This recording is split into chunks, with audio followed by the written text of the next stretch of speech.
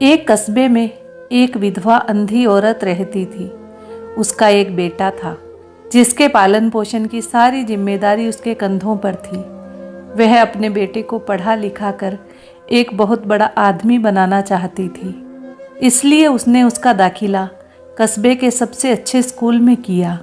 वह दिन रात मेहनत करती ताकि बेटे की स्कूल की फीस दे सके।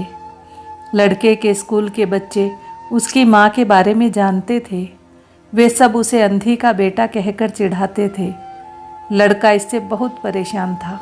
उसे अपनी माँ पर शर्म आने लगी थी। वह उसके साथ कहीं भी आने जाने से कतराने लगा था। जब लड़का बड़ा हुआ तो उसकी शहर में अच्छी नौकरी लग गई।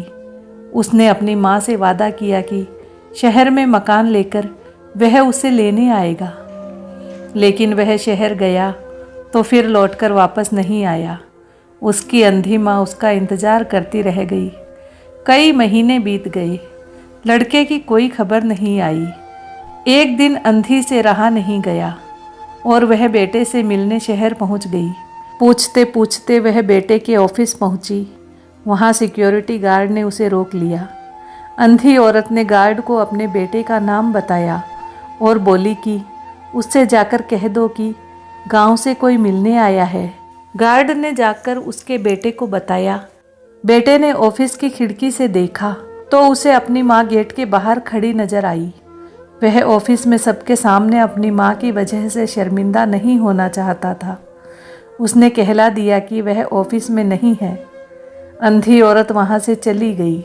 शाम को वह लड़का ऑफिस से घर जाने के लिए निकला। रास्ते में एक जगह काफ़ी भीड़ जमा थी। वह अपनी गाड़ी रोककर भीड़ के पास पहुंचा तो बीच सड़क में अपनी माँ को मरा पाया।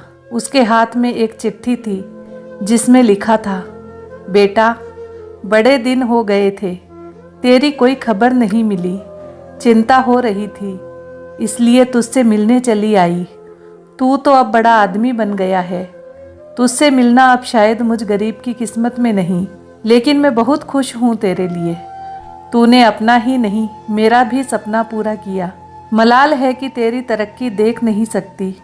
काश बचपन में तेरी आंखों में सरिया ना घुसा होता और मुझे अपनी आंखें ना देनी पड़ी होती, तो तेरी तरक्की अपनी आंखों से देखकर सुकून से मरती।